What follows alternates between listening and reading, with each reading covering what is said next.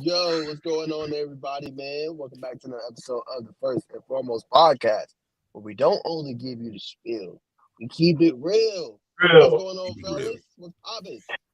Keeping it real, brother. On some 2 All right, we gonna do that again, man. I need y'all lit. How y'all boys feeling tonight? I'm feeling good, brother. Get lit. Yes, sir, y'all. So we got a lot of story today, man. We're gonna talk to DJ Bordeaux, outstanding quarterback from Douglas County, man. Gonna be taking the reins this year, man. So get into him a little bit. Did a film breakdown on him a couple of months ago, man. So can't wait to get into it with him. We're gonna bring him on shortly.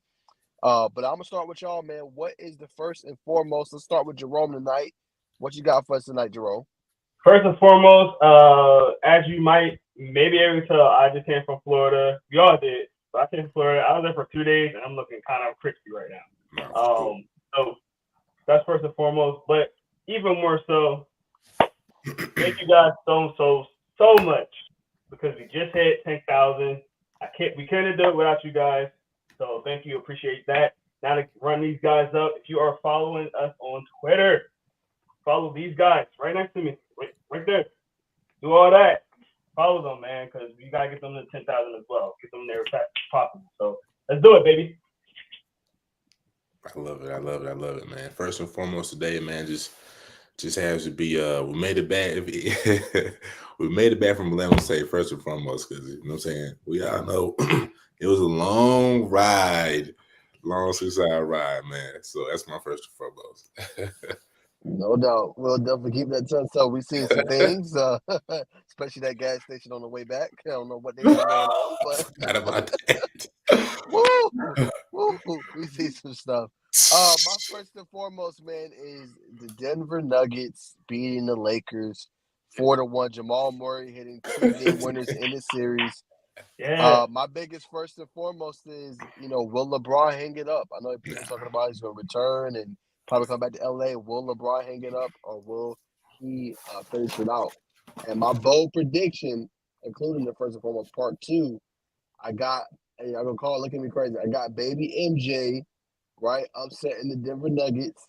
Hey, that is Anthony Edwards, the superstar next round. Now, mind you, this has nothing to do. I know Jokic's gonna ball. That's just Jokic, bro. But Karl Anthony Towns gonna have to take the challenge up against Jokic if they want to have a chance to win. Ain't gonna do his thing. And the reason why I got them winning bacon, I think they got better defenders than the Lakers did when they played them. Jaden McDaniels, obviously Ant Edwards, and obviously the other guard / wing who's really good. So you got multiple guys that can switch. I think it's gonna make it tough. And I think Jamal Murray's still a little bit hobbled. So all that stuff matters, man. So I'm taking them in this series. Hey, brother, you did this last year. You just same exact thing last year. Just saying. I was just saying last year. We didn't even have a pod last year. What are you talking about? Yeah, right at the end of the year. Did we? Oh, I think we talked about it. We might have talked about it. Yeah, exactly. What you talking about? But nah, man, there's no disrespect to the Nuggets. I just think it's going to be an entertaining series. I think we're just going to show people, why he's special, man. Yes, sir. We can't forget about Mike Conley. Mike Conley too. That's true. All right, y'all. That's going to be the first and foremost, man. If Jerome, you got him, you ready to go, we'll go ahead and bring our guests on for tonight. Yes, sir. Bacon, you want to introduce him? I'll set this up.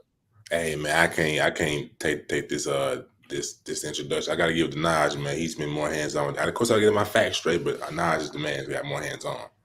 Yeah, man. So this is DJ Bordeaux, man. Obviously played with Alpharetta last year, man. Had a phenomenal sophomore season. Played along with Ethan Barber, Sean Wilson, leading them to the playoffs, man. He's looking in a new world with Douglas County. Got some studs out there with him.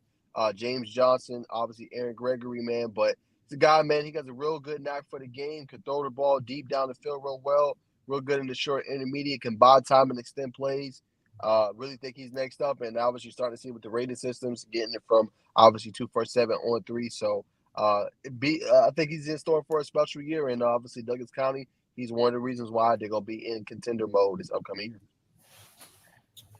Get it. DJ, what's going on? What up? Not much, man. Super wavy. Yes, sir. Hey, we started up. Go Go ahead. ahead, Jerome. All right, DJ. Very unique last name, man. Where's that kind of derived from? I'm sure you get asked that a lot of. Yeah, a lot of people ask me that. A lot of people think it's like a Louisiana last name, but I don't got no family in Louisiana. I think that's just that's just our slave name. That was back in the day. The plantations in North Carolina. I don't know where exactly, but I know it's in North Carolina. So that's where it comes from. Gotcha, man. So what? You're pretty young. What was it that made you want to become a quarterback? What was it like? Any inspiration, or it was kind of like early on that was the position you wanted? I've always just since I first started playing football, like I played running back my first 3 years, but like immediately I was like, I'm trying to play quarterback, and my dad was like, you're not ready, not yet. And then my 4th year playing when I was 9, he was like, all right, you ready? And I'll say my biggest inspiration was definitely Cam. Like I always just I watched that Super Bowl 50 when they played the Broncos. Everybody in the house was happy because I'm from Colorado, so everybody was happy, but not me. I was really sad when they lost. So That's awesome. Yeah. So you said you got inspiration from Cam. Did you get to meet him yet? He's here in Atlanta. Did you get to meet him yet? Yes, sir. I played for his 7-on-7 team. When I first moved here, I played all spring. Yeah. And how's that reaction to be able to see somebody that you looked up to? It was crazy. It was like he had DM'd me when I first moved down here, and then like when he DM'd me, and then when I saw him when I got to the tournament, I was like, "This is crazy! Like, there's no way." That's awesome, man. Was there anything that he told you or taught you that like kind of stuck to you? Definitely just having like that dog mentality. Like I feel like I've always been like a quiet guy on the field. I just let my play speak for itself, but I think Cam's definitely taught me like, nah, you gotta let it out sometimes. Definitely, man. Well, DJ, tell us something a little bit about yourself as a quarterback. What is some of the things that you do? Maybe people don't know who you are. You're just getting out here. Tell the viewers who you are and what type of quarterback you are. Obviously I'm DJ. I feel like I'm a runner, but not a lot of people know that. I didn't really get to display that last year, and that's definitely one thing I will be doing this year. Talk to my coaches about that. I'm gonna be running the ball a lot more. Obviously, y'all know I can throw deep. I'm definitely a deep threat. Intermediate game, just like taking the easy throws, and yeah, that's me. Awesome, man. Now, Naj, in his introduction to you earlier, talked about all the weapons that you're gonna have in Douglas County, man.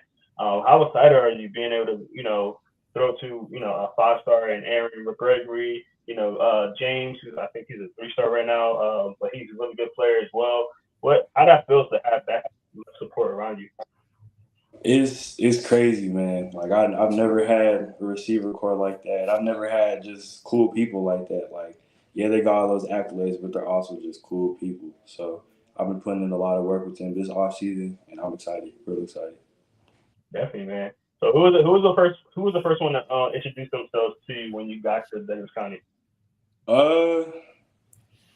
I'd probably say Devin. He was one of our linemen. I was up there, and he just walked up to me, and he was like, anything you need, I got your back. Like, I'm walking you to class, all your first classes when I first moved there. And I was like, yeah, you cool. So one of our linemen, he's my right guard. He's cool. That's awesome, man. It's nothing like having that support of the offensive line. Yes, sir. Definitely, man. Now, what prompted you to come to Douglas County? You moved out here from Colorado. You said, what prompted you to come out here? Coach Darrell and Brandon the champion.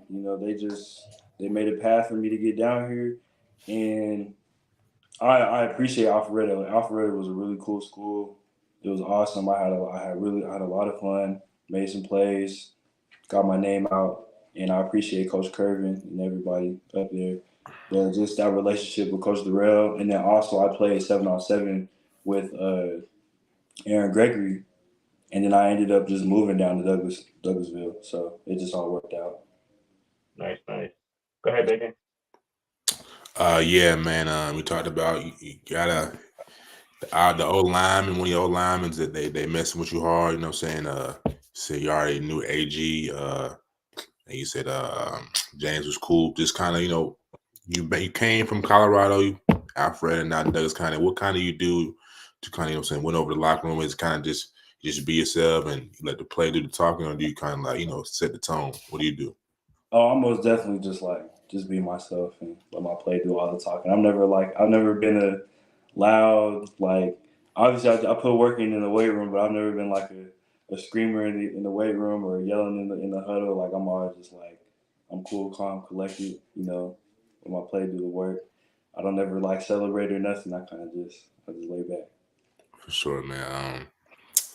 You're from Colorado. It's no secret that the Bucks are doing that thing right now, man. So what's your opinion on this? Not recruiting wise, just what's your opinion on just the whole movement back out west? It's definitely different just because CU hasn't been good pretty much the whole time I lived there. So as soon as I left, they got they're on the way up, I'd say. So I mean, it's cool. I'm not really a fan of it, Yeah. I guess. I like old school. I like how Georgia runs. I like how Alabama runs and stuff. I'm more like that. So this new wave, kind of what Deion's doing, I think is cool because he's bringing light to CU that ain't never really had. But I don't know. It's cool, I guess. For sure. So, what you say, Jerome? I think man. Oh, talk a little bit about what you kind of do just off the field, man. What you on the game, you outdoorsy guy, you explore, just what you be on, man. I just be chilling really. In Colorado, I was a big skateboarder. I used to skateboard all the time. Since I was young. I had to pick though. My dad made me pick. He was like, either you gonna keep skateboarding or you gonna play football. And right around 9 and 10, I got really good at football. So I was like, I'm gonna just stick with that. But yeah, I'm definitely I was a big skateboarder, but now I kind of just chill, watch a lot of movies, play the game a little bit of 2K. I'm a big 2K guy, Madden too. Yeah. And then I want to get back into fishing. I was fishing a little bit in Colorado, so I want to get back into that most definitely. For sure. So how many bones did you break? Because in order to be a good skater, you gotta break a couple bones. Bones? I've never broken a bone. I sprained a lot. I sprained my wrist a whole bunch of times trying to brace my fall, but I've never broken it. What's the craziest trick you done done, bro? The kick flips, doing the kick flips, or you on the rail? Yeah, I could do the kick flips and all that. It was, I think, hitting the rail, hitting a 5-stair rail. That was Sheesh. Yeah. No, that's tough. That's tough. Yes, sir. Any footage? You said what? Any footage? Nah, not no footage. That was when I was young. I can make some new ones. No. We don't want brother. We don't want you to mess up the money, brother.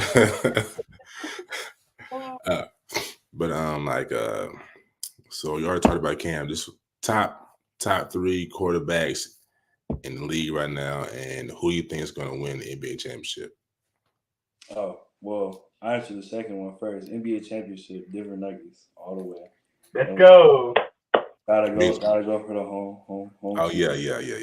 For sure. DJ, just want to let you know I'm a Nuggets fan. So yes, sir. You want to watch some games together? We can watch the finals. They're going. We watch the finals together. Stream it or something. Let's do it. Yes, sir. Let's make it happen. But I say my favorite quarterbacks right now is Lamar, Patrick Mahomes, and I'll go with Aaron Rodgers. I was hurt when my heart was hurt when he had got hurt, but I'm excited for next season. But I say them is my favorite three. Obviously Patrick Mahomes, he's a GOAT. And then Lamar Jackson, he's doing what he's doing. He's got to be a better pro. I feel like he's got to be more professional with his game. He's not getting as much money. He's still balling on the field. So. Nah, most definitely. So you talked about running. Obviously, you kind of pick some things from Lamar's game. You got a big arm, so obviously from Patrick Mahomes.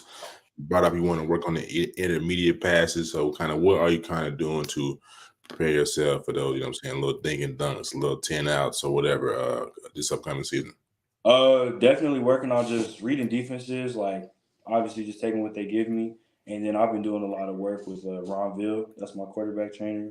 Been working with him a lot with a lot of footwork and just timing with my receivers. So I'm excited. For sure. And I'm going to take you back, brother, to your freshman year, man, when the magic really popped off for you via the Denver Post, man. He made it in the Denver Post. Come on, man. What freshman making it in the Denver Post?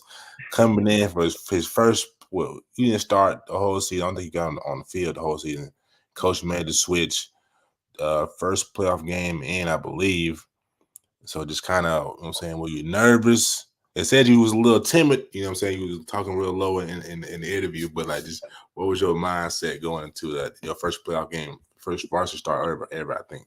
I was more just like, I was kind of shocked. I was like, all right, I haven't played all year because our team was good, but like if I wanted to play in the playoffs, I don't think we would have won. But I was more just like, all right, it's time to take over. Like I was cool with the team. Like them was my guys. Like I missed them most definitely. It was a lot. It was a lot of seniors, so they all graduated after I left. But I was just like, all right, it's time to take over. Do what I've been doing. All I had was middle school ball, so I was like, I'm gonna just do what I did back then. And I was playing JV that whole year, and I was killing on JV. JV was easy, so I was like, all right, this is just the moment I've been waiting for. So. Got to capitalize. So you throw the ball. The article said triple coverage. You threw it at the back of the end zone. So that's what you do at JV? Hey, JV was fun. I was hurdling dudes like y'all. I was doing too much at JV. But yeah, that throw in the article, that was the second game against Arapahoe High School, and it was the last touchdown I threw, the third touchdown I threw, and I think we were down. at that point. I sent him in motion, and my coach called a comeback, but the receiver I was looking at, he got strapped. So I was looked off. I came back, and I seen it's the same receiver. He caught 3 touchdowns. He caught all 3 touchdowns that game. Tough. And he was coming. I sent him in motion to the left, and then he came back to the right because he saw me roll out. And then I didn't see the other dude coming across, so I just saw my receiver, and I saw 2 dudes behind him. I was like, oh, he's open. And then I didn't even know it was like this until I saw the film. Crazy. That's wild. That's just kudos to the arm talent, man. But after that game, or after those stretches of 2 games, just what was it like, man? Obviously, I know people was probably hitting your line like, oh, we got to get on this freshman. He just went crazy. Yeah, I had got the Penn State offer after the first game and the CU offer after the first game, and I was just like, this is crazy. Like it was out of nowhere. It was like I went from no offers to 2 as a freshman. I was like, this is crazy. So I was shocked. Did you sleep? That night? Was you like, I can't even go to sleep? You probably. Yeah, I was excited. There's a whole lot of people calling me. Instagram was going crazy. I was like, because in Colorado, not a lot of people have offers. There's nothing like Georgia. Like there's only a few. So I was one of the few, and I was a freshman, so it was just like crazy.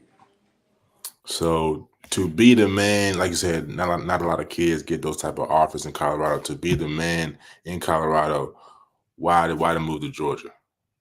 It was just a better move for my family, and I knew like that big fish in a small pond, it works, but I just wanted more for myself, and I know my dad believed in me. He was like, "You go down here and do what you do out here and do it out there, you're gonna be big." So, that's what I'm just trying to do down here, and yeah, I'm real excited. I felt like that was the best move for me and my family. For sure. Last question, I'll throw it back to Jerome, man. Just from your opinion, just the biggest difference? Obviously, it's probably a lot more athletes down here, but from your opinion, the biggest difference from playing in Colorado to Georgia, not just, you know what I'm saying, the players, but like the atmosphere. Y'all have cameramen on the sidelines like they do down here in Georgia? Yeah, I mean the difference was we had a little bit of cameramen, not nowhere near as much as out here. It was like the same 5 dudes that did all the games, but it's like the stadiums out here, like every school has their own stadium. It wasn't like that in Colorado. Colorado's like, it's kind of how the Atlanta schools, they all play at one stadium. That's how it was for the counties in Colorado. There was like 3 or 4 main counties, and we all just played at like one stadium. But the best team in the state, the team we lost to in the playoffs, they're the only school, the only public school that had their own stadium. All the private schools had their own stadium, but it's only like 3 big private schools that have their own stadium. So it's a lot different when it comes to just that. And then obviously the weather. It's cold. Facts. We get about 3 weeks of heat, and then after that, it's cold for the rest of the season. Go ahead, Jerome. Hey, did you get established with the heat yet? Because I know Georgia, it can get cold, but for the most part, it's pretty hot. Did you get heat down here yet? I feel like I'm still trying to get used to it. I'm hot all the time. I'm always hot. Like, I think the biggest adjustment was when I moved down here last spring, and I'm like trying to throw the ball, and my hands were like sweaty. I'm like, how are quarterbacks throwing the ball down here? I just realized you gotta have a towel on at all times, 2-3 towels. Like, I remember the first game, the preseason game last year. We played Meadow Creek. I had 3 towels, and 2 of them were like drenched in sweat, and I had to like switch them out. That was like crazy. Yeah, that's crazy, man. I'm sure you're still getting used to it. How was your first practices in there? I know you said your hands were sweaty, but just going through the workouts and things like that. How did you adjust to that, or have you adjusted to it yet? I think what really helped me adjust to it was like my teammates that operated. They was like real welcoming, but also just like on a personal level, I was just like, I'm gonna just be me, do what I know how to do. And I definitely feel like there was moments in time where I was like, dang, should I really be out here? Like I just felt like I was struggling just in my own headspace, but I pushed through. Definitely. You feel like you adjusted well? Yes, sir. Most definitely. Awesome, man. Awesome. Now, I looked at your Twitter, and I seen that you have your own little logo. Talk to us about the logo. What went into it? Why the colors? Why? I think it's a kid with a spark head. I'm guessing it's supposed to be you. Tell us how that came about. I guess my dad. So like, he's always called me DJ. Like my real name is Davion, but he calls me DJ. My whole dad's side of my family always call me DJ. And that was because of the Lil Wayne song "Go DJ." So that's where my Instagram name comes from. That's where all that comes from. And then my dad was like, probably in like 7th grade, he was like, "I'm about to just make you a logo." It was like during quarantine. He was like, "I'm about to make you a little logo. We just gonna run with it." And I was like, "All right." So that's what it comes from. Really, just my dad's creativity. So. It's fire. Do it have any meaning to it though? Because it looked like a little electric kid with like thunder going on. Maybe I can put it on the screen real quick. A little static shot. Yeah, I think my dad, he just looked at it as like, he was like, "You an alien on the field, so I'm gonna make your logo like an alien. Like you just different." Definitely. And I'm showing this on the screen right now, but just so the viewers can see how your logo is, the little yellow spark head guy. It's cool though. I like it. Yeah, it's like an alien. Yeah, that's awesome, man. All right. So, obviously, I see you got the Phenom on right now. Tell us about how it is to be a Phenom athlete and what kind of went into that and how you kind of, got that NIL for them. Being a part of Brand of a Champion, they brought the opportunity to me. I got to talk to everybody with the team of Phenom, and it's been awesome. It's dope. I love all that gear. Obviously, I'm repping it now. It's great. Like I'm excited. I'm excited to wear their cleats. All that. It's it's amazing. It's definitely a blessing. But yeah, Brandon the Champion, Coach Darrell. That's what got me. That's what got me off feet now. Talk about Brandon Champions and Coach Darrell and how that relationship worked as well. So Coach Darrell, he reached out to me when I was in Colorado still. So him and my dad and me, we've had a relationship since then, and we really just kept going since then. Like we've just kept it rolling. Even when I went to Alpharetta, like it was never no hate because he was at Douglas County. There was never no hate. It was always just keep balling, do what you do, and now we're here. Awesome. One last question I'll let Naj get some because he didn't get no questions in. What's your favorite Phenom product, man? My favorite Phenom what? Product. So like, what's your favorite glove? What's your favorite glove? Oh, I got you. My favorite thing is definitely these shirts. I have a black and a white one. These are like perfect for working out and for just wearing too. I love them. They're really comfortable. But I say my favorite cleats is the Joker cleats. Beautiful. Them is the best cleats. Not the ones with the smiley face. The like purple and green ones. Them is. I'm gonna wear them in the spring game. I'm gonna do something a little different for the spring game. Y'all gonna see. Breaking news. Go ahead, Naj. All right, so look, I didn't get to ask you, so forgive me if I ask the question they asked. But who y'all playing in the spring game? Hateville Charter. All right, tight. All right, DJ, let me ask you this, man. I know you was talking with Jerome. I heard a piece of it. You was talking a little bit about like how you want to improve in the short intermediate kind of part of the game, right? So for you, don't reveal your secrets, but for a player of your type, your caliber, how do you improve that part of your game, right? Is that just repping it up? Do you have to kind of like look at film? How do you improve that part of your game, take that to another level? Oh, it's definitely film and then just a lot of reps. A lot of reps with my receivers as much as I can. But I say it's like intermediate and like short game is definitely just a lot of film because that's like stuff you can see now. That's pre-snap reads. That's like immediately, all right, I'm going there. Like you just know. And them shots is like you taking a chance. And that's what I love to do, but that's not always the best option. So I think that's definitely going to elevate my game, just making those pre-snap reads. And being like, all right, here immediately. Got you. And speaking of that, right, talk about kind of the discipline of a quarterback because sometimes you can get impatient. I know these defenses will run different coverages, right? They run a cover 2-man, right, with two deep safeties, right, make you do the check down, or they run a cover 3 or cover 4 and try to throw some different things in there so you don't go deep. So talk about just being disciplined as a quarterback, right? Trusting what you see, but also like what I'm saying, not getting frustrated when the defense tries to take away that big play, but being okay with kind of the short and intermediate part of the game. Yeah, no, sometimes that's just what it is. Like, you got to be a student of the game. You got to watch a lot of film on the teams you're going to play. And that definitely comes down to, like, your decision-making in the game. And definitely you got to be patient because your receiver is not going to catch every ball, too. So you got to be patient with the defense, not running something else you weren't even thinking they was going to run. But you also got to be patient with your teammates. Like, they're not going to catch everything. Nobody's perfect. So, it's definitely a mind game, but I love it. Most definitely. I love it. No, I hope the boys then or the brothers didn't ask this, but what part of your game do you think stands out the most? If you had to say, somebody asked you, DJ, what's the best part of your game? What would you say? I gotta say my deep ball. No doubt. My deep ball. It's been different since I was 9 years old. I've always had the deep ball. That just comes naturally. And I'm trying to work on different things, but that's definitely this deep ball, no doubt. Somebody asked me immediately deep ball.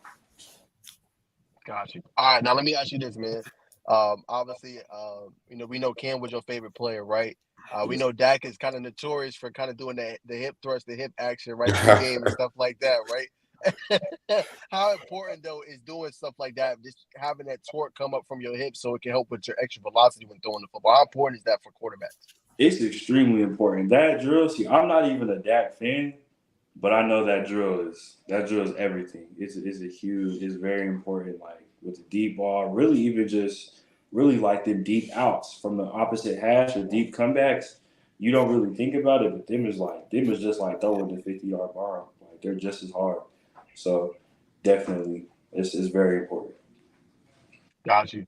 Now, DJ, what do you think from this past season? You play with Alpha Runner, obviously you play with some big weapons. What do you think is the biggest thing you just learned from this past season that helped you along your journey of being a great quarterback at the prep level and eventually on the next level? Definitely just my pre-snap reads, like reading defenses. Like I feel like I came to Colorado not really knowing too much on how to read in defenses. Like I was kind of just all instinct. It was like post-play reaction. And Coach Kervin, he really just sat me down. A lot of cuss outs, a lot of long days, long nights. But I eventually got there, and I appreciate him for that most definitely. Like I definitely would not be where I am right now without Coach Kervin. Like he's a big help. Got you. All right, man. Let me ask you some fun stuff, man. What's the biggest difference, man, between the food here in Georgia compared to Colorado? Hey, this might surprise you. I know Georgia got like the South food. I've been trying. I've been on Old National a couple times. I'm in the right place. Trying to try some stuff, but Colorado has probably some of the best Mexican food you'll ever taste. Like Chipotle started in Colorado. The first Chipotle was in Colorado. Tough. Best Mexican food of all places, really? Yeah. Yes, the best. Oh, okay, all right. Put me on game, DJ. What if I go out to Colorado? What spot I need to hit? Well, you watch South Park. Yeah. Casa Bonita. Yeah. Don't go there. Don't go there. It's terrible. It's terrible. They literally shut it down for like a few years, and then they're just now rebuilding it. But it's horrible. Don't go to Casa Bonita. But I say the best place that me and my mom's side we love to go is Las Delicious. It's like downtown Denver. It's amazing. It's like a hole in the wall too. Not too many people know about it. Okay. This on 16th? Yes, sir. It's around 16th Street now. It's close to it. All right, for sure. Yep. Now let me ask you this, man. I know Colorado's kind of notorious, man, for the altitude, man. When you was out there playing, man, what were some of those biggest differences when you playing football there compared maybe to here with that high altitude out there? I know it was like I always thought it was like fake growing up because I grew up in it, so I never really knew the difference. Like, oh, it's like harder to breathe. But when I came down here, I was like, whoa, there's definitely a difference. But to be honest, when I first moved, I was like I was kind of struggling to breathe when it was hot because we were with Alpharetta, we were practicing like early in the morning, and it was like so humid. It was like hot and humid. It was like really foggy too. So I was like, this is like weird. So it's definitely a big difference. But I think when I go back, I'm gonna get like a few training sessions in just because I know a whole bunch of people and they want to get work with me.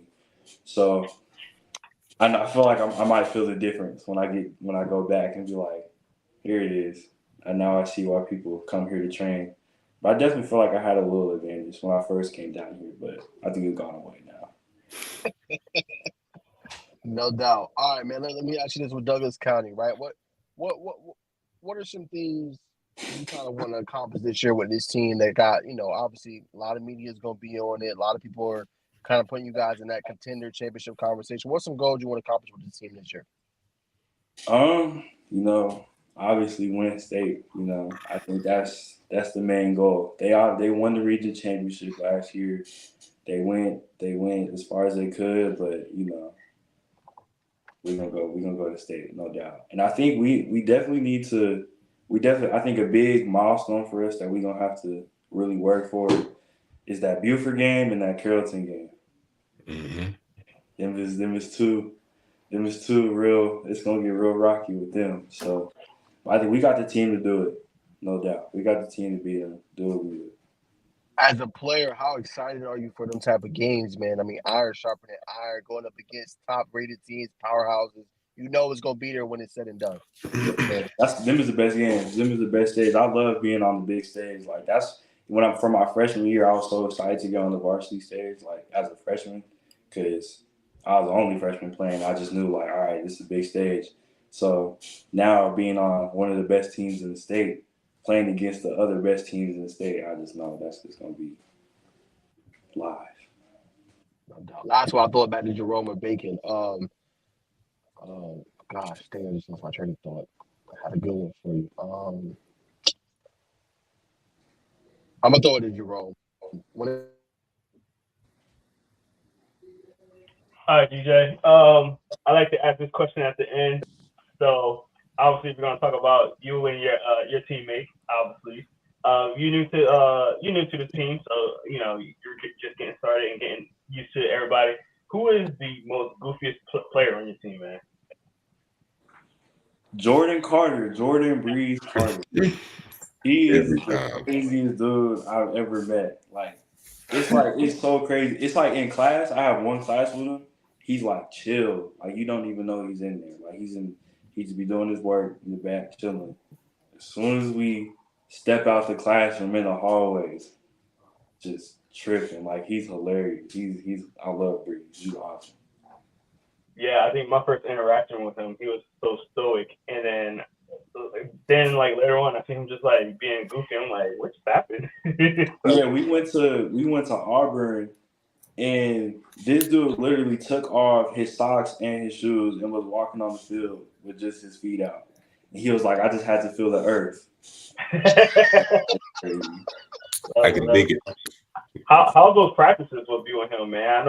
I know y'all can't really can't really hit you, but I'm sure he's be trying to get to you and talk to you. Nah, the defense it's an ongoing battle with the defense. It's just we just talk all day, back and forth. Coaches talk all day, back and forth. We wasn't even in pads. We just been talking. It's fun. It's fun. We got a little deal on the line. They said all the DBs. They said if I throw a pick this one time this spring, I owe the DBs $100. But if I don't, they owe me $100. So that's our little deal on the line. It's tough. Definitely. Now tell us a little bit about your coaches, man. You got some great coaches with you. Your head coach, Rob and things like that. Tell us a little bit about their personality. When you first got to meet them and how that was. It's dope. Coach White, he's awesome.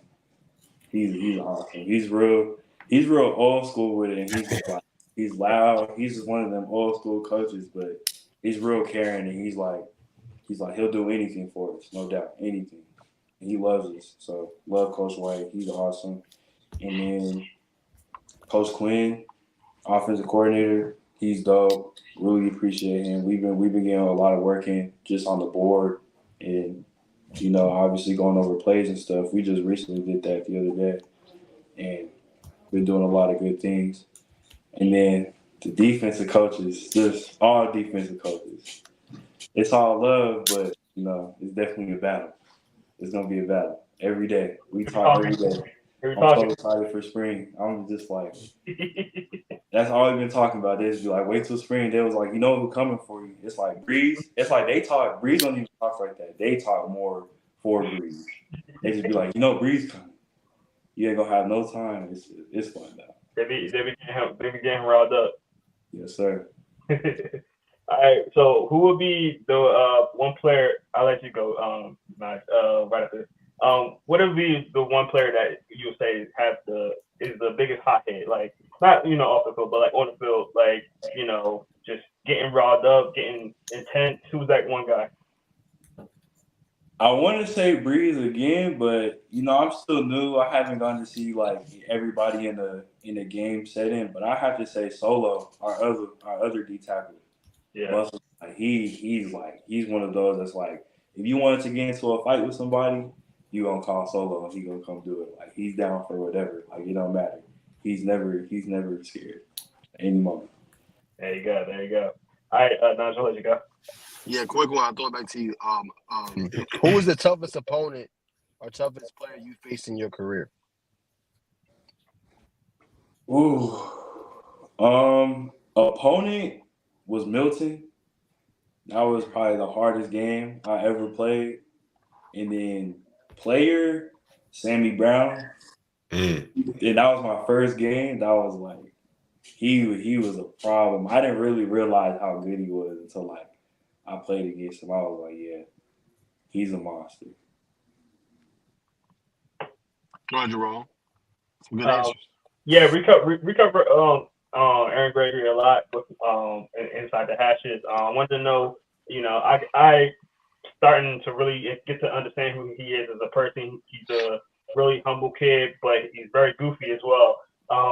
Tell us some interactions with you and him when you first met him, and how that dynamic going. Not only him, with you, JJ, some of the other receivers as well. So me and Aaron, we played 15U C1N together. So that's where I first met Aaron. And we were cool ever since then. We had went to Orlando, and me and Aaron, we were roommates. We were roommates in the Airbnb.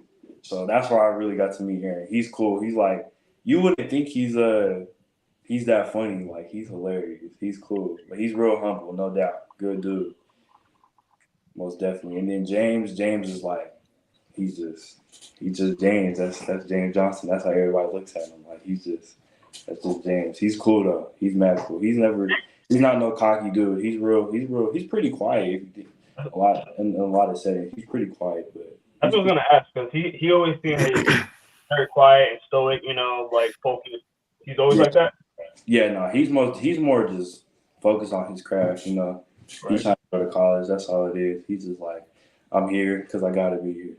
About the business. Yes, sir. And last question, give us 3 underrated players on your team. People that players that maybe somebody don't really talk about. My 3 will be our other 6'3" receiver y'all ain't named this whole time, Adam Carter. He is the most underrated dude. He already got Power 5 offers, but he definitely need more. He's probably the most underrated dude. He's fast, he's big, he's slow. He's got all of it. And then second, I would say Solomon Fabian. He's, like I said, just fearless, monster. He's strong, probably one of the strongest dudes. That's one of the homies. He was also one of the first people that I had met. I had my first period class with him. Me and him were just we've been real close. And then I have to say my tackle, Big Joshua Alepe, I think that's his last name. Yes, Alepe. He's 6'9", freshman. He's about to turn 15. That's crazy. And he's about to start. He's 6'9". Yes, he's 6'9". We call him Big 6'9". Yeah, y'all don't know about him, but when we went to Auburn, he got the offer. He's on the way. He's on the come up. Nobody knows him yet, but he's on the come up. Set him up. Yes, sir. Go ahead, Bacon. Now, before we let you go, man, I gotta drip check it like mustard, man. What's the dab like? What you wearing, man? What's the fit?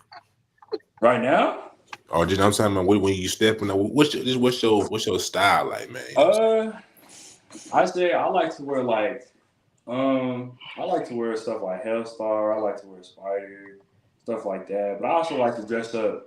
I like to wear. I'm like a Sambas guy a little bit, a big Birkenstock guy. I love Birkenstocks.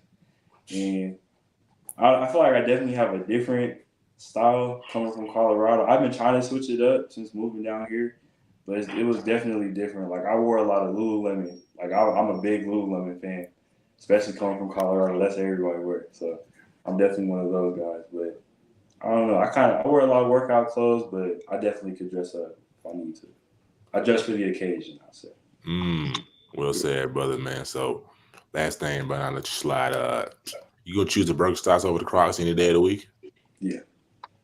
I don't even own any Crocs no more. You don't own them no more? Yeezy slides and Birkenstocks. That's it. What's wrong with Crocs, man? They last time I had a pair of Crocs was 8th grade.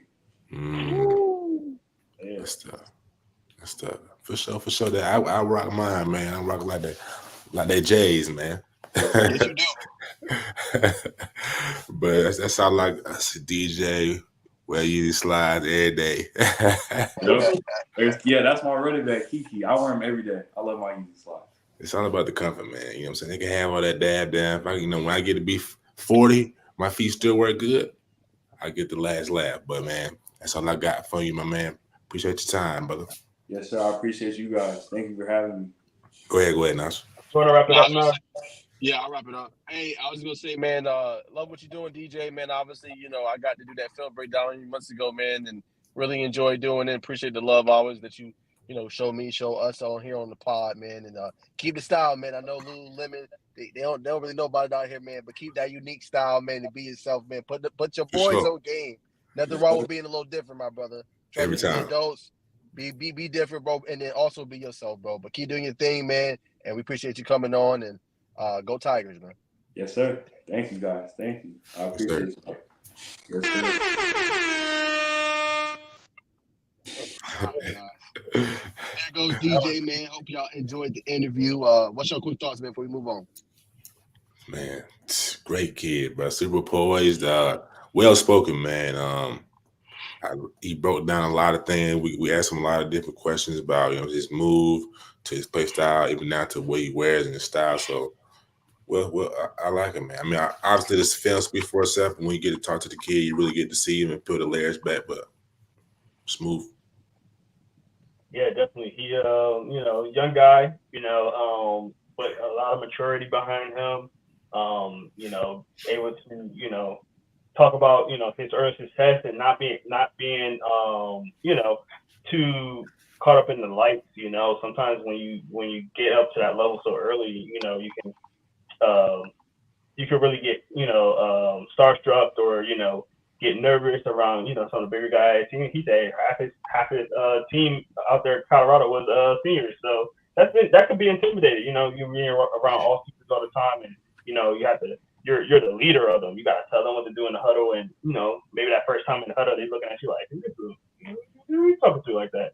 But he stood up to that, and was able to withstand that and have a good career out there in Colorado, and look forward to him doing that down here in Georgia, man, for sure. What about you, now? What was your thoughts, man? Yeah, I like how he's breaking down. I don't know if y'all noticed, but I was asking him more, just obviously in-depth questions about coverages and stuff like that. But I like how you can tell that he's studying the game. Some kids that get very short answers. Not saying that they don't either, but you could tell he's really trying to improve and take his game to the next level. So I like him from the astute level. Being kind of, because like you said, you got to be a student in the game, especially playing a quarterback, one of the most important positions, man. So you got to constantly watch that film and constantly work at your craft and rep it up. So appreciate those answers, man. And as long as he keeps his 10 toes down, man, he keeps grinding, working hard, it all pay off. He already got Power 5, or I should say Power 4 offers. I think it all work out for him. If he just continues to work hard, it'll be good. But as y'all know, it's gonna be pressure on him. Obviously, Douglas County is a contender this year, so like he said, it's almost like chip or bust. So with that comes a lot, but I think he's ready for it. So my only advice to him, just if it does get rocky, do face adversity, just keep putting your head down. Don't worry about the noise. Block it out. Keep going forward. 100%. All right, man. So let's transition to the next topic. We got two more. We're gonna transition to 3-man weave. Let's react to OT7. Jerome, you gonna start off this segment because you was actually there all 2 days. You were only able to come Sunday, a 6-hour long ride, 2 hours of sleep. Right, Megan? 2 hours of sleep in the car. Hey, it might have been an hour and 10, bro. But what's your thoughts, Jerome, being down there? And we got to say thanks because it was as advertised as you said, and it was a really good turning. Also, I'm glad you guys enjoyed it. This is my second year being down there. It was hot. It wasn't as hot as last year. I had a heat stroke last year, but it was hot. It was definitely hot, but it was cool, man.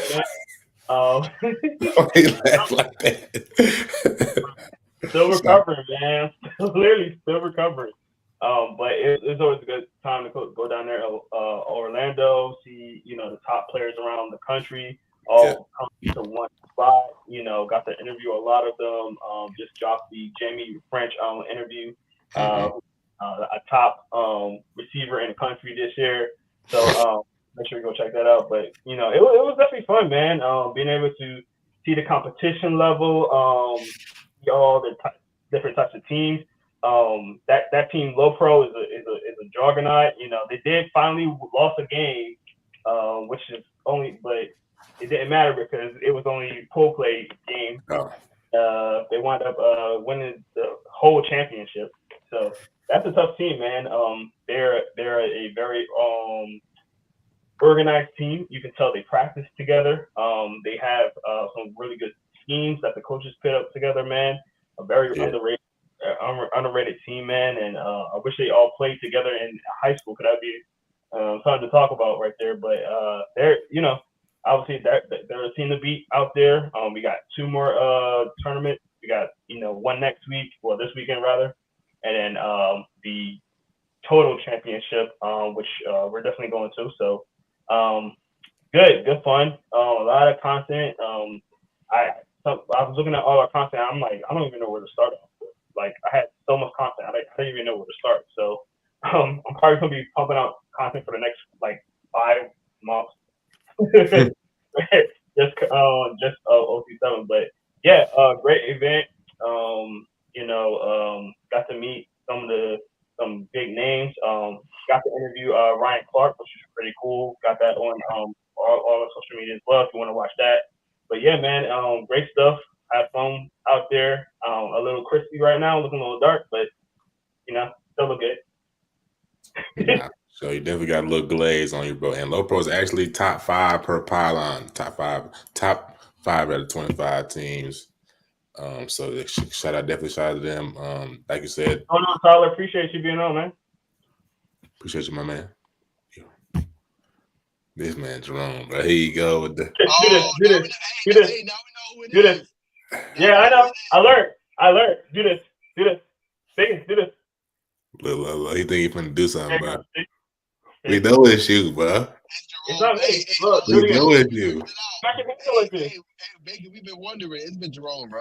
Well, I've been though, twin. Yeah, I've been though. If you go like this, it does that. It's another sign that I think you can go like this. Not right now, bro. Bacon, do it. I've been catching the slipper. We'll be talking. How we do this? Bacon, do it. Bacon, do it. No, do this. I can't, bro.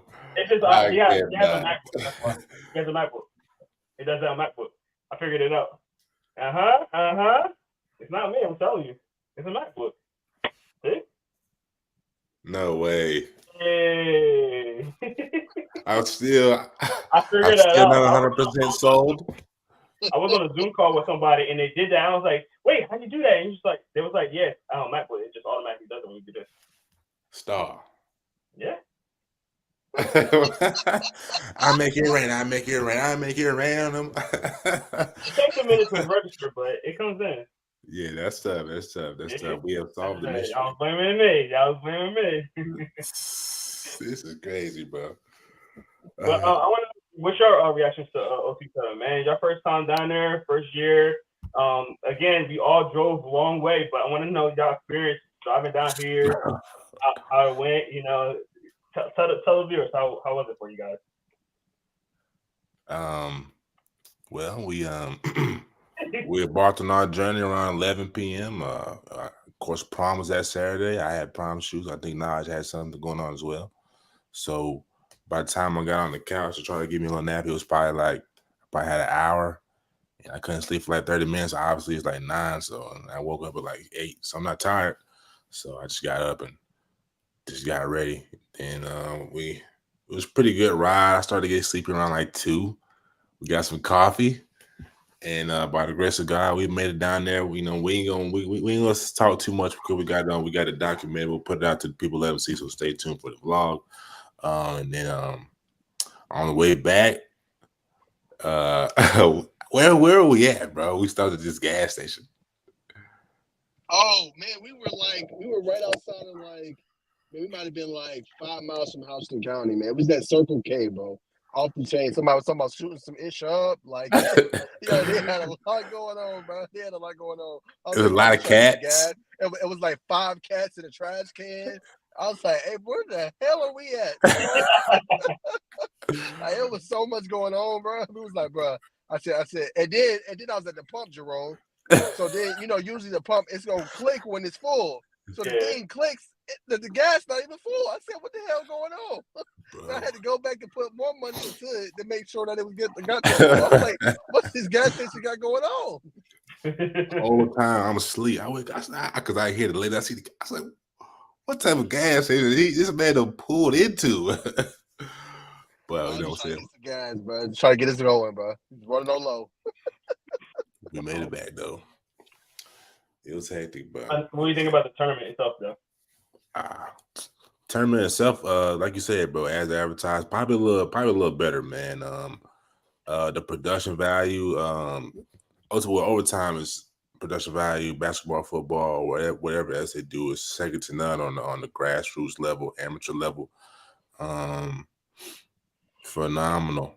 And then they had the NFL network there, the camera crew there. I'm not sure if they had this. They probably had the same type of camera crew there at every event, but I was impressed, man. Then they had the top level talent, the back and forth, you know what I'm saying? RC being there, it just made it all surreal, bro. Real talk.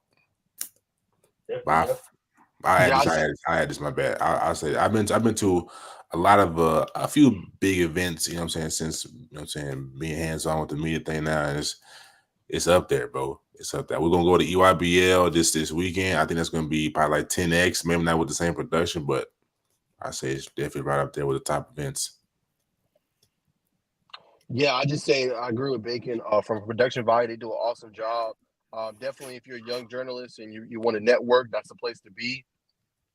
You might not necessarily always have, a Ryan Clark there or a specific guy, but still a good place to network. There's a whole bunch of media there. You've seen 247 wrote about it as well. So just a good place to meet different people. It helped us with a potential networking opportunity. We'll keep it under wraps for the moment. Obviously, we'll have more news here shortly, but you just never know who you're going to meet, man, and who knows you, because I had somebody come up to me and was like, yo, it's good to finally meet you in person.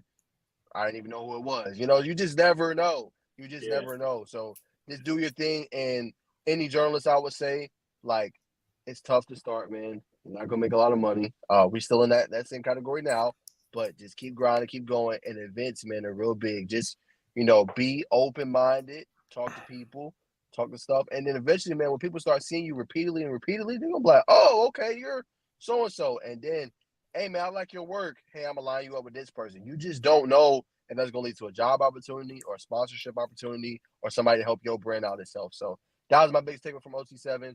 Obviously, back to the point where Bacon said the talent is off the charts. Yeah. Would like to see some more, big name talent in there. But Deuce Knight, obviously, Bryce Underwood, who's #1 player. Obviously Vernell Brown had an interview on him. I hate that the audio didn't work, man, because I really liked that one. But it was good, man. Yeah, it's tough, Jerome. I know, bro. I'm like, bro, I'm sick because I think that one would have been sick to put out. You know what I'm saying, from him. Yeah, that would have went up. But nah, man, it was a great event. I'm definitely gonna be back, Jerome, for sure. Trust me, I know the feeling. I had only one opportunity to interview KJ Bolden, and the audio did not work. So I get it. Things happen, man. I get it. Trust me. I said this too. Whenever we was at, I don't think I told y'all. Whenever we was at the Nashville drama camp, it was an older gentleman. He was obviously with them, and I was talking to bruh with the fro, and he came up to me like, y'all do good work. These guys do good work. You know what I'm saying? So they be saying it, man. So yeah. So shout out to the group effort, man. Yes, sir. Yes, sir. I love when we all at events together, man. It's a good time. We mess with each other, but we also get business done. So I love it. Yeah. I wanted to ask you guys one more question before we go to our next topic. Was it what you expected? Because I know, and I kind of told you guys, talk about this yourself. Was it what you expected? Because obviously, and I don't mean this in a bad way, because I actually prefer it this way. But you look on OT7, you look at the videos, and it's all like the dancing, the celebrations, all that. Was it what you guys expected when you got down there? I say, go ahead, Nas. Go ahead. Nah, real quick, I would say no. And that speaks to the marketing ability that Overtime is and why they're such a big brand. You know what I'm saying? Exactly how you said. There's really no BS. They go out there, they play, and then afterwards, if they make a big play, then they go and celebrate. But I like the kind of aura they have around it, like the kids coming out, fake money, throwing the fake money in, having a little thing. It just gets you excited for the game, man. So that part I really like, man. I think what will help OT7 going forward. Obviously, that was just one tournament, man. But having more people there, like not necessarily media, but just like people in the audience, man, I think that would bring the aura of it out even more. But overall, yeah, it's like you said, Jerome. It's not like that. It's really all business, but the kids know how to have fun with it. Yeah, exactly. And the thing I like about it, and there's no fighting. There's no, you know what I mean? Like they have their fun, but everybody know, what they're there for, So this is my second time. Plan on going to the other one.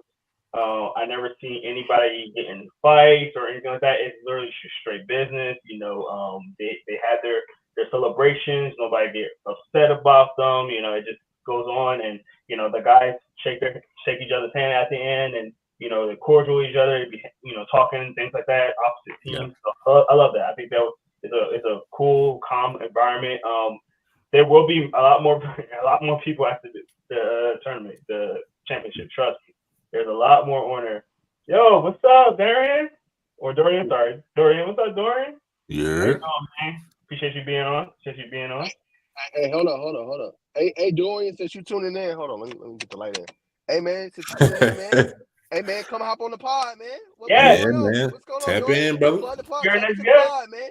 Hey, man, come tell your story, man. With us three right here, man. Again, we not all on the one topic. We just want to recruit.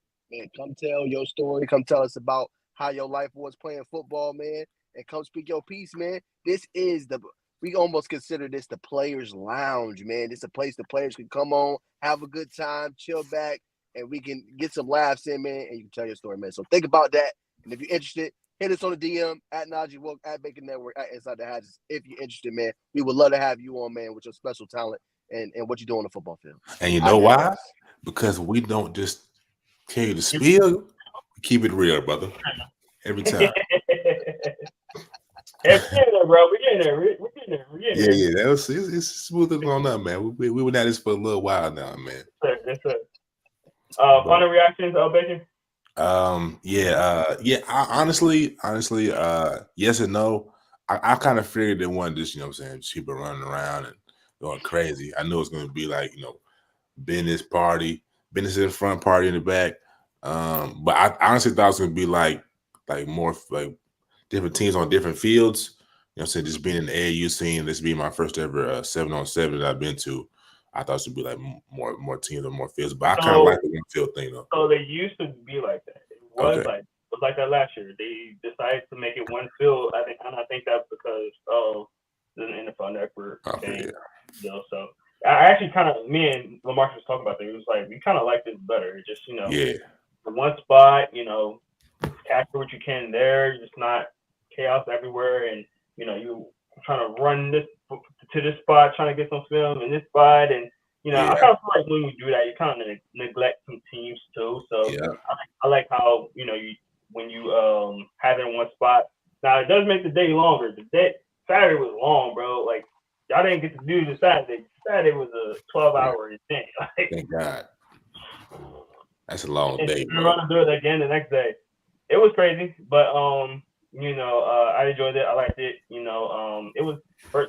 It was getting dark. My camera was like just barely getting some good light in there, so it was That's how that. They had no lights. The light they had lights. It wasn't the greatest light, so it wasn't the greatest light. Yeah, that's not a obviously they have lights because it's not like a real stadium, so obviously you don't have real stadium lights, but they did have some lights out there. But obviously, camera, certain angles, you know how it is, baby. For sure. For sure. All right, we moving on to the next topic. Nice warm light, Naj. Huh? That's a nice warm light. The orange.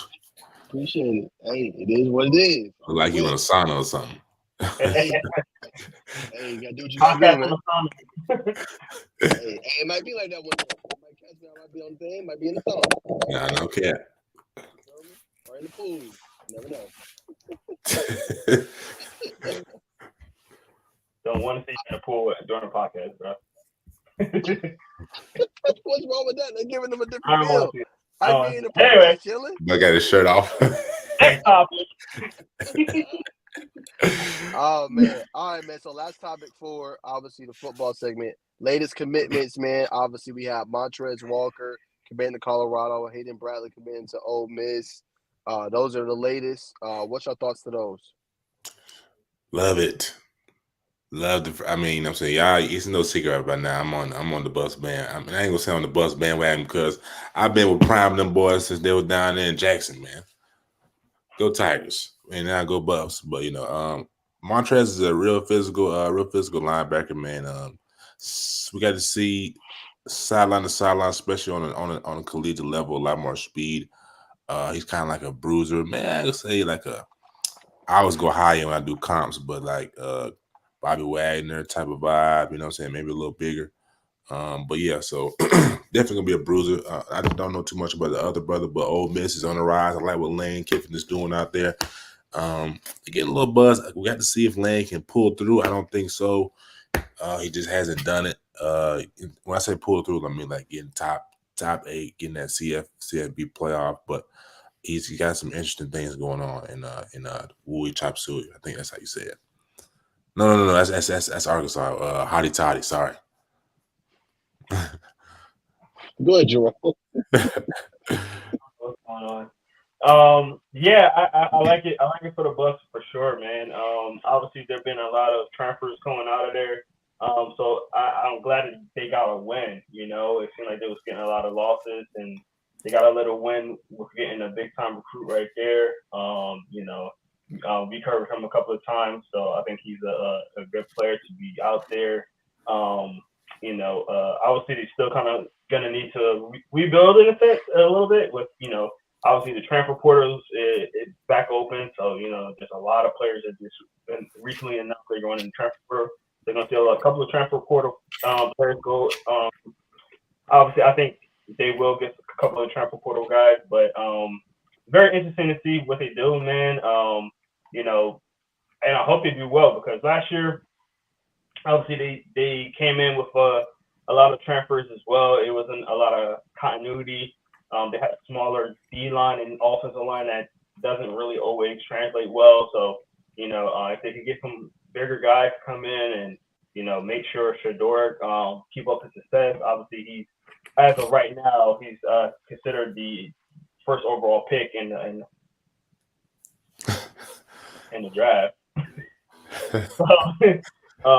Yeah, you have fun with that now, huh? I definitely am.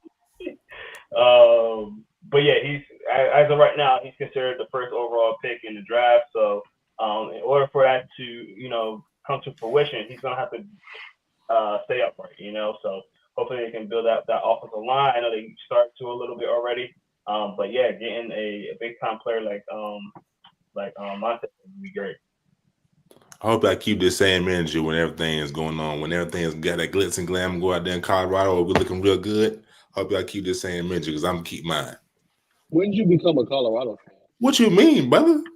Yo, I've been calling Prime. It's the same. Prime. When did he say that on the pod, Jerome? I've been listen, brother. Listen. Y'all know I have been rocking with Prime for a while. That's what I'm thinking. Hey, you can check the receipts on my Twitter. Everything. You can ask people, ask our constituents. I talked a lot to our constituents about Colorado, and everybody knows how I feel. For y'all to be saying this, y'all be on here every show with me every week. It's a little upsetting. But like I said, hope I keep the same energy. I might give me a little. What they say about people?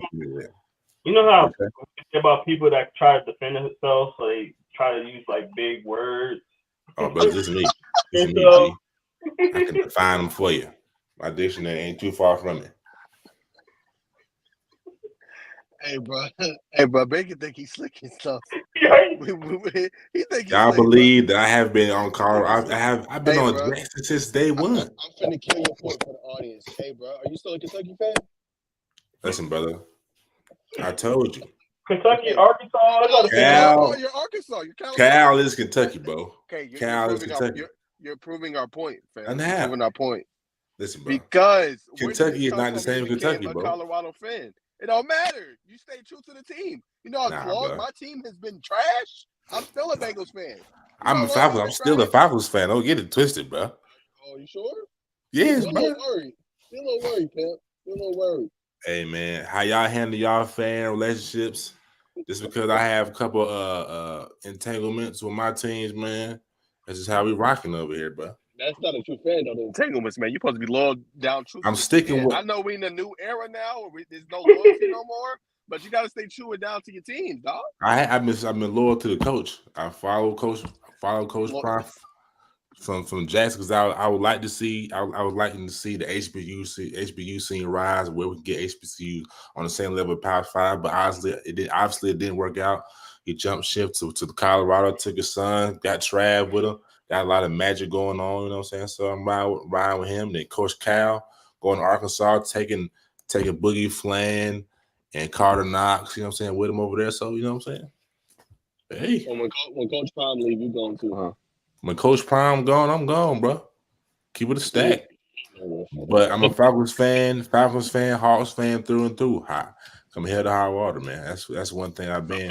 College, you're not a fan. You go for personalities and go. But see, I really, and honestly, truthfully, like I said, I wasn't in the college basketball until I saw John Wall and them. College football, I never really kind of got in. Now that I got it covered, of course, I'm more into it, keeping up with recruits, and so yeah. But like during my childhood, my teenage years, and my early adult years, I never really was on it. So that's just how I'm rocking, man. Keep it a stack. I'm like Wallow, man. We rock with the winners. Rock with the winners. You see the bottom? I see it, but you know what I'm saying? People gonna say what they want to. For all the people that's watching, man, some good game for y'all, man. People gonna say what they want to. You can be winning. They're gonna say what they think you should do when you losing. They're definitely gonna say what they think you should do. So have a strong mind, do what you want to, man. Believe in yourself, trust in yourself, and go for yourself. I've never early baking words of wisdom, man. I'll double dose a little later for y'all. So, I've never seen Becky get so worked up. Even kill. You see what I'm saying? You see what I'm saying, chat? Even kill, brother. They can't. They don't know how to observe a brother when he educated and even kill, man. This ain't the first interaction that I had with people like this. I don't say people like this. These are my brothers, but I'm just messing around. Man, it's funny. I hope y'all enjoyed that funny segment, man. Yeah, that was hilarious. Yeah, we had to call Big It All now, but it's all good, man. It's all love. Man. We got to give you a hard time, but yeah, we're gonna be watching the sports fan. Knowledge box. Yeah, you feel me? Like you be flip flopping, but all to the good, man. We gonna throw it to you. I'm done, Jamal. I'm done. I'm leaving it alone. I'm gonna throw it. Yo, he's funny, bro. It's like I work the word. Where's it at? Back up a little bit. There you go. It'll pop up. Hey, Tone, you turn it off on me. Oh, there it is. Hey, I'm gonna throw it to you, baby, for the 3-man weave, man. We got, and boy, do we have some news for the 3-man weave. Ladies and gentlemen, this is the best basketball segment on to not only just man, but to animal and college basketball fans and NBA fans alone. So here we go, ladies and gentlemen, a 3-man weave. Yes, sir. All right. First up on the ledger, we will be talking about Tyron Stokes, number 2 player, huh? Oh, you skipped something. Did you? Yeah, you did. I did. I thought it was in the. I'm sorry. I'm on my news. My bad. Sorry. I'll put it on the screen for you. Appreciate you, brother. Candace Parker retires. Man, I ain't gonna lie, man. I thought she was gonna come back, give it one more go. Of course, it was so close, man. She probably just like the body can't take it, man. You know what I'm saying? If you've seen her documentary on the ESPN 30 for 30, you know what I'm saying? It just it gives you a harsh reality of what women's WNBA athletes have to go through of not only playing a full season in the WNBA, but also having to go overseas to keep things afloat. Obviously, when you're adults, you got to pay the mortgage, take care of your kids, and make sure things in order so they play year round. And that's a lot of stress on the body. Some coaches they like to run you, you know what I'm saying? But yeah, so just kind of what's your thoughts, gentlemen, on the Candace Parker retirement announcement? Yeah, I think I wish, like you said, at least 1 year, because this is the year that everybody's gonna really put their eyes on women's basketball, and she's such a women's basketball icon. It sinks that she's retiring. I get it though, like I get the rigorous workouts, the vigorous training, year in and year out, things like that. stayed. I just kind of wish she stayed. Obviously, she's one of my favorite women's basketball players. She's extremely gorgeous. Hey, Candace, if you wanna, Hey, twin, she don't swing like that, brother. She don't swing like that. She got life. You ain't no Chevy Mac, brother. But listen, but no, all seriousness, it does suck that she's retiring right when the peak of the league is about to start. I think this is going to be the most eyes on the league. With the young cat coming in, and it's going to be one of those seasons probably to be remembered, one of those historic seasons. So for her to leave again, one of the biggest WNBA stars, back when nobody knew about the WNBA, everybody knew Candace Parker. They knew that she was gonna get drafted. She got drafted really high, and I think that not having her, the league's definitely gonna miss her.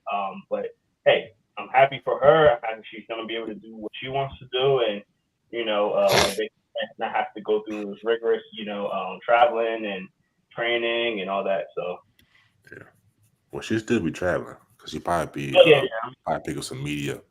Probably on her own terms, though. You know what I mean? So we'll see. What about you, Naj? Yeah, I kind of seen it coming a little bit. Obviously, she's been dealing with a foot injury, but shout out to her, man, and what she meant to the game. Right, 3-time champion, 10-time WNBA All-Star, 2-time MVP, won a Finals MVP as well. So yeah, shout out to her, man. What she went for the game, right? She's one of the pioneers. Like, she don't always get the love, but her, the Maya Moores, the Simona Gusses, both of them getting inducted into the Basketball Hall of Fame.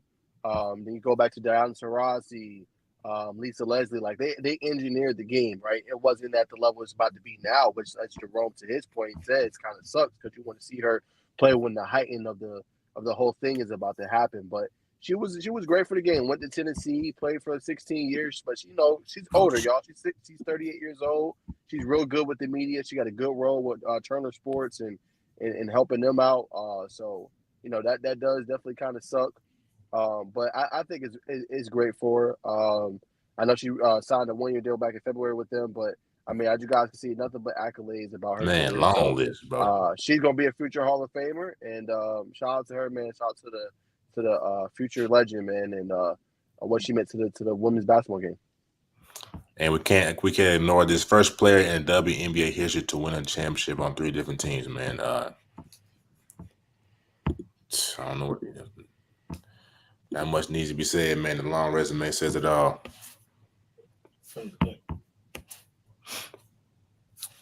But moving on to the next topic on the 3-man weave, we have Coach Cal lands big multiple transfers.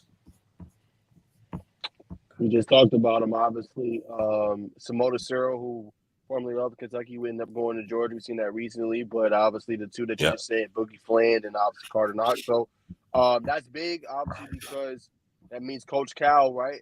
And this is what I was telling you, Bacon, like, he's kind of that Kentucky program. Like, although they got the facilities, they got a great program, the SEC. But again, this coach, and I don't know if you've seen it too, I read a little bit about Caleb Wilson. And he even said, like, he likes Kentucky, still considers him, but they haven't even reached out to him. And that's a 5-star prospect. You know what I'm saying? So it's like almost like, what are we doing? I know the coach is new from BYU, yada, yada. But that just goes to show you what Coach Cal is all about, man. And, how much players just want to play for him because they know the product of what he's done. Now, some are going to probably go against the pledge and be like, oh, well, I tried, Coach. I'm going to go somewhere else like Jaden Quinton is when I'm going to Arizona State. Yep. But he has a proven track record of getting to where you want to be and on that next level and being wildly successful. Now, as we talked about before, Bacon, that success on the court, just far as going far and deep into the tourney, last few years remains a little bit, that we want to kind of see more. But he's done enough with these players, again, these players all NBA, MVP, future Hall of Famers. So I think that's big, man, and I think they're going to be big for him going forward in the program he wants to build with Arkansas.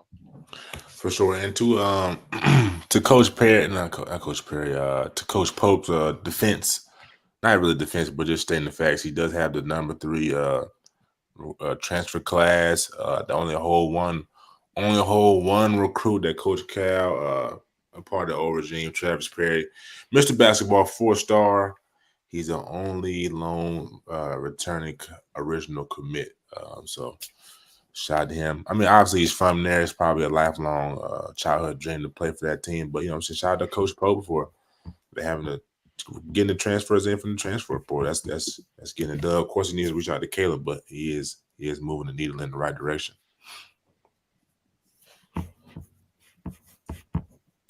All right.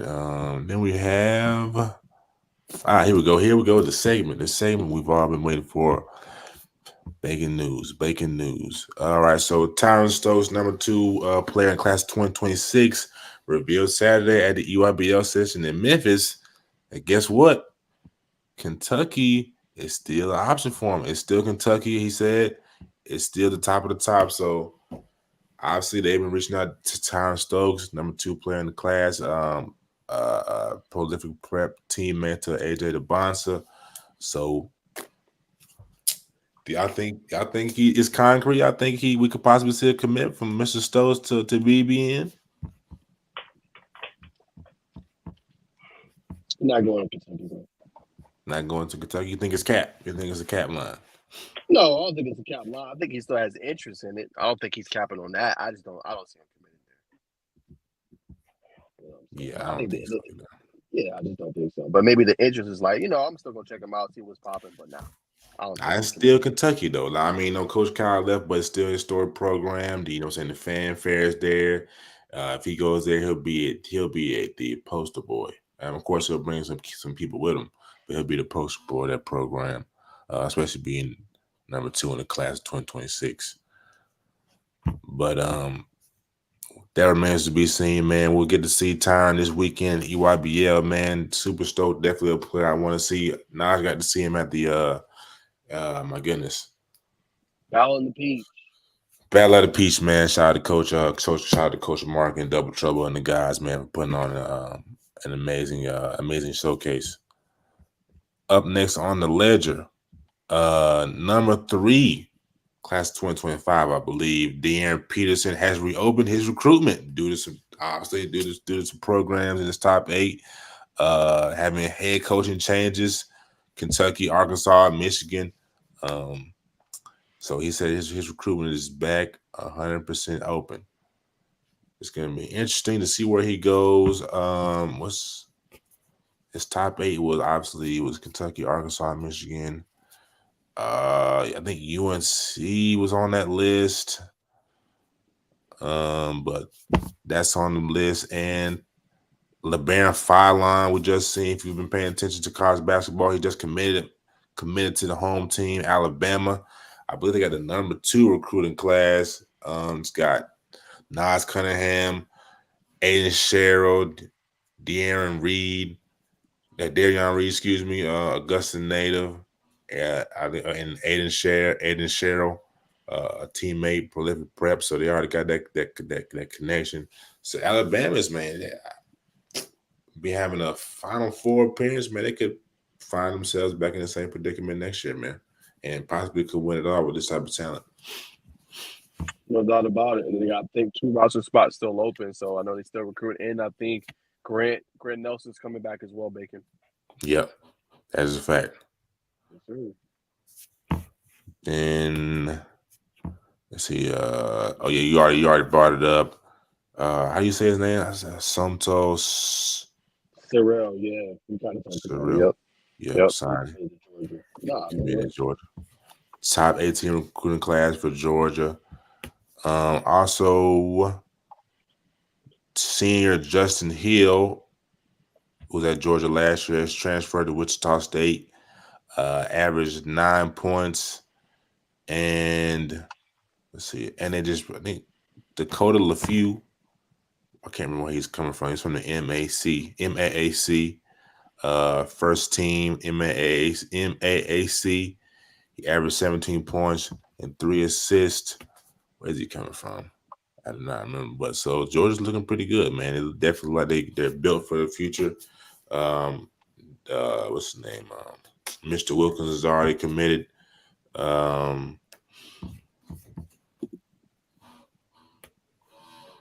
Still on the show, player. On the show? Yep. He was talking about We are live. We are live. Jacob Wilkins, who he's talking about, who I think stock is going to rise. We talked a little bit about what he's been doing on the circuit a little bit. He's been balling out. Can't wait to kind of see him. And yeah, man, we got a big weekend. 3 SSBs having their circuit in Hoover. And then obviously you got the Nike EYBL. I'll talk about that real quick, Bacon, and throw it to you. Can't wait to see kind of some of these prospects. AJ Don Basta, obviously Tyron Stokes. I believe Caleb's supposed to be there, if I'm not mistaken. And I know Don Basta led all scores in the Memphis EYBL session 1, Bacon. So he's balling out. Quiones, I think, had a couple good games in that as well. So can't wait to see some of the top talent, man, this weekend in Atlanta and Cartersville, and be able to see them ball out. Yeah, for sure. Some more EYBL news. Cam Boozer won the MVP of the session. Offensive MVP was the Bonsa. Defensive MVP was Caden Mingo. Breakout MVP, CJ Shaw. And guess who the underclassman MVP was? Tyron Stokes. And obviously the best performance was to Cam Boozer. And let's see, somebody else we know that made the list. And Jacob Wilkins is confirmed. It's confirmed. I saw he is playing with the Georgia Stars. So it's going to be interesting to see what he does this weekend. He plays for Hunter Elite 3 SSB, but we'll probably see him in Atlanta. Or he could play both. He could be there Friday, Saturday, or whatever. But we'll definitely have to be for you come next Tuesday, ladies and gentlemen, and kids. This third team. I've seen somebody we know. Let me share this so that people can see, but let me find this first. I can't remember. Oh, so it was Jameer Jones. That's who it was. Jameer Jones plays for the Florida Rebels. He's got a he has a couple. He dropped his top 8 last week. South Carolina was on it. I believe Georgia, UNC may have been on it, but he made third team, so I wanted to shout him out there. You know what I'm saying? I obviously got to plug the Gamecocks. But let me share my screen right quick so y'all can see the accolades from this past weekend. Per the circuit, man, they do a good job. But they got a real good team that puts together a great list.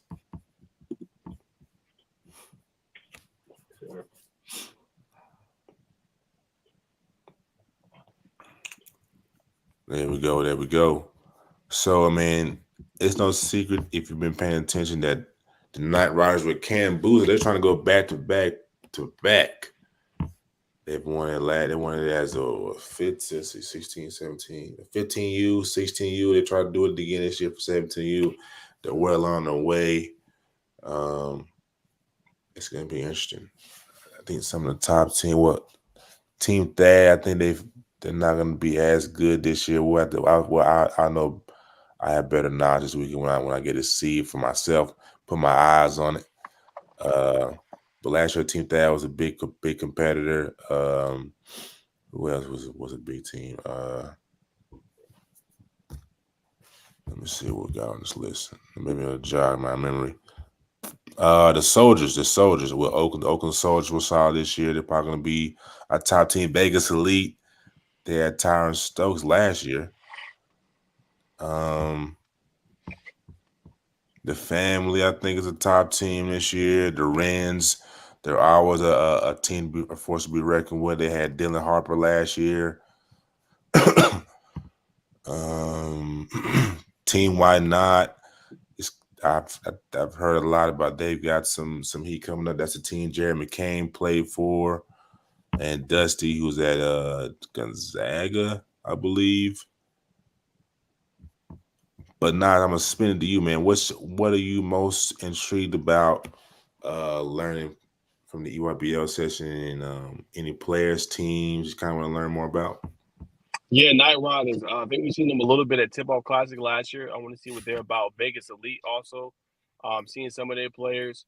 And I just want to see how the tournament is overall. I mean, obviously, Bacon, I think now we're starting to build up quite a reputation for ourselves, just being at some of these big events. Like we, just went to OT7. I know Bacon, Jerome's gonna be back there this upcoming weekend. Obviously, we've been to the Hoover event, which was obviously very, very big.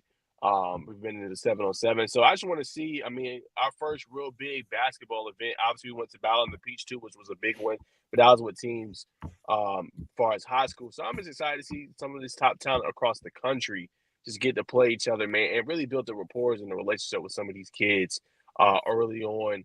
And I think it'll be, a great thing because then maybe we do how we always do, man, build the relationship and then bring them on a pod or, bring them on our own, tell your story with us, you know what I'm saying, and get to know them a little bit because the exposure is there, obviously, but definitely think like, it'd be a great platform. We can bring them on, and talk a little bit about hoops. So I'm excited for that, and I just want to see how it's run. I know the talent's going to be top tier. I'm not worried about that.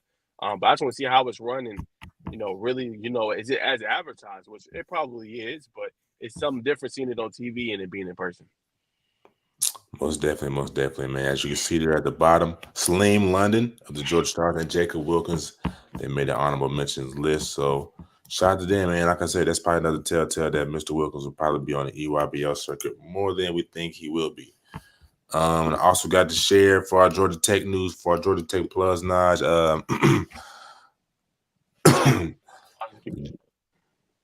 Georgia Tech, what's his name? The 6'6" guard out there. He just put his name in the transfer portal, and he's also put his name in the NBA draft.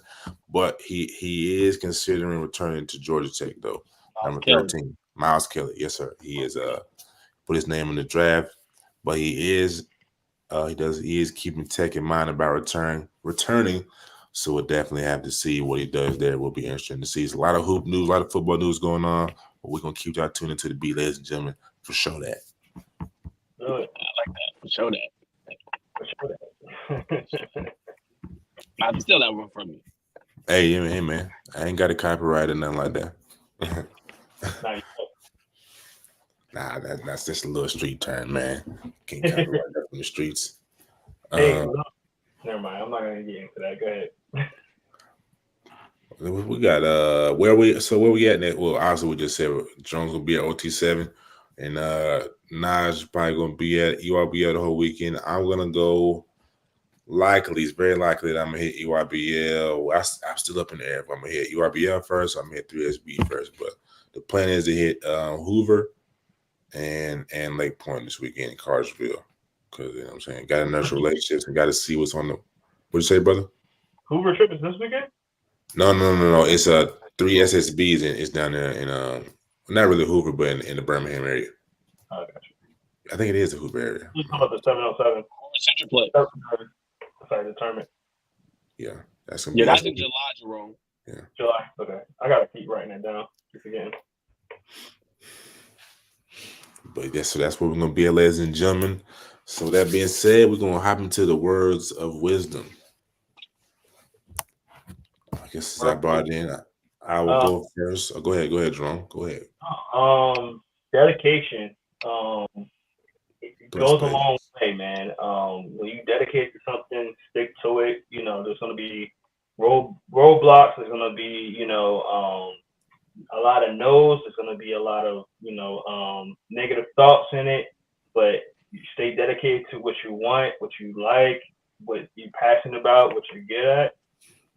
Good things will happen to you, man. So keep that going. Keep that dedication. Don't get worried when the first bad thing happens, or because it's not going to be just one bad thing. It's going to be a few bad things. It's going to be a lot of bad things. It's going to be tons of bad things. But if the good outweighs the bad, stick with it, man.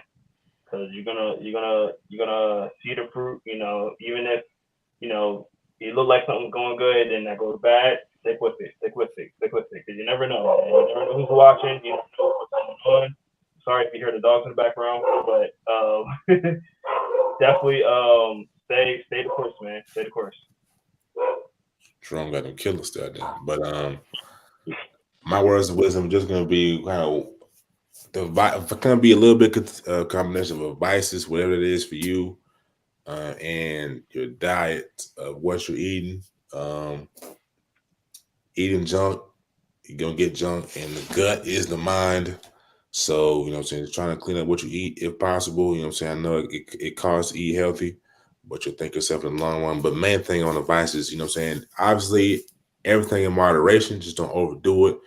There's a lot of studies coming out on certain things.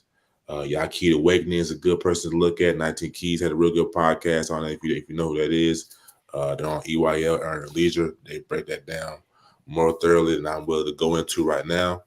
But yeah, just everything in moderation, and just trying to work in some fruits, vegetables. Not saying be a vegan, but plant-based. You know what I'm saying? If eat your meats, but just kind of watch your gut, man, and do your research.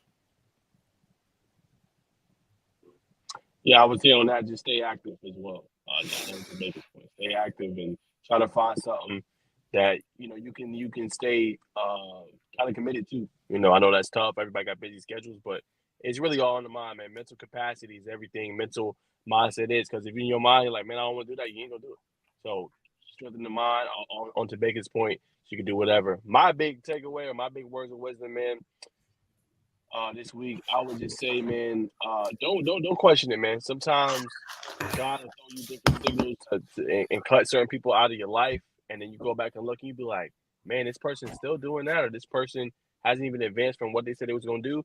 So just never question it. You know what I'm saying? Sometimes God does that so He can take you on to your next step of the journey.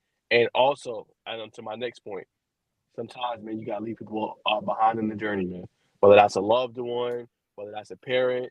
If you want to get to where you want to go in life and not be stuck, sometimes you gotta leave even loved ones behind and come back, to them, and then afterwards, if you want to get where you want to go. So I think that's the biggest thing. It's hard, but you don't want to go back and sit back and think, oh, my life was nothing but regret. You know what I'm saying? I didn't do what I set out to do. I didn't even try. At least, and why I admire Jerome is that at least he gonna go down swinging the defenses, right? You know what I'm saying? It's been a tough journey for him, but and if you know his story, I'm sure he'll share it one day. But he's going through his journey, and I appreciate him because he's always putting in that work, and he gonna swing and keep swinging and keep swinging until what I'm saying, it's time for him, obviously, to go down or whatever like that. So I just say, man, just keep going, keep working, and don't be afraid to cut certain people off, man, to make sure you get to where you want to be in life, man, and always give 110%, man, and it'll work out. You're gonna break somebody door down eventually. Before we slide, it's a little lion's mane's mushroom. If you find yourself having like a brain fog, or like you forget things often, it's gonna be something right here that's gonna kind of reattach those nerves and those brain cells, man. It's gonna get you going. This will run you about $30. Small investment for better mind function. You know what I'm saying? This is where the game is played, especially in the world we live in today, where spiritual, mental warfare going on. Get you some lines, man. OM or any brand you feel comfortable with, and over time it's going to get better. You know what I'm saying? It's not going to be a quick fix, but you should notice a little something different going on. That's going to be a motivation to kickstart to keep you going. Bacon, you keep hitting that on screen like they sponsoring us or something, man. They're not. They're not sponsoring us, but I shouldn't have showed the brand like that. But I think it's a magic key to get that out there. Sorry. Yes, sir.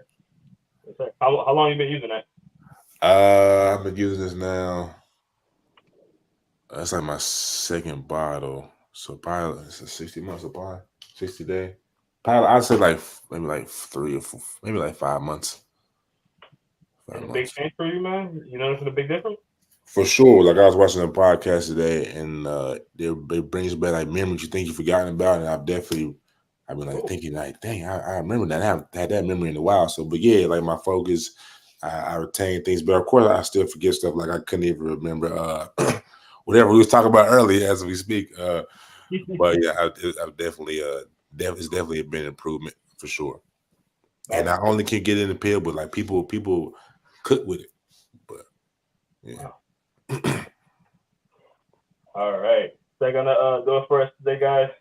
We're wrapping it up. That is a wrap. Scapsy.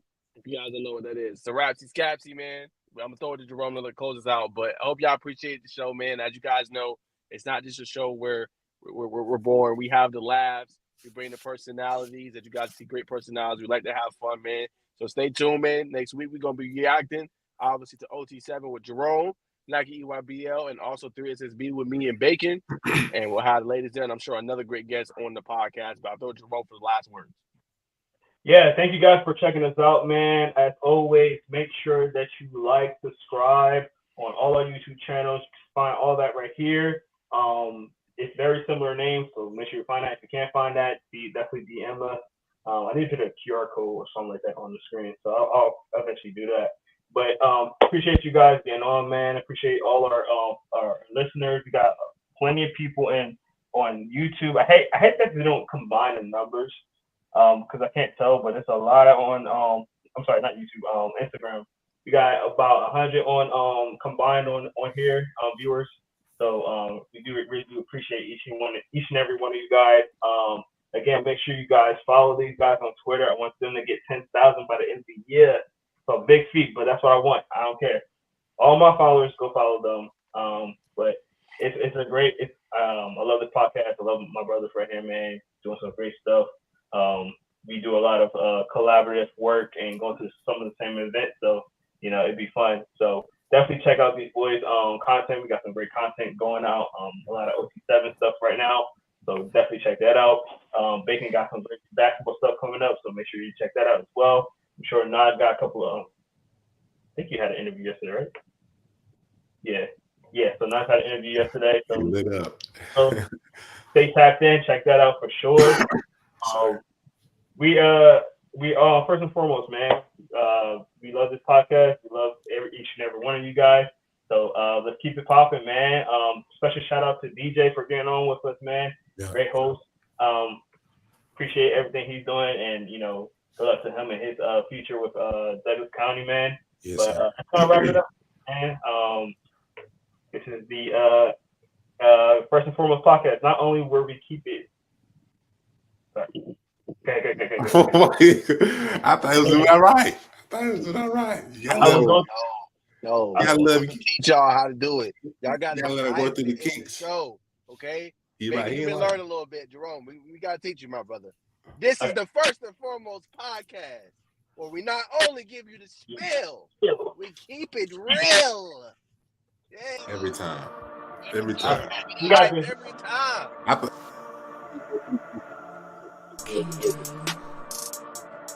Well, appreciate you guys. See you on the next one, bro.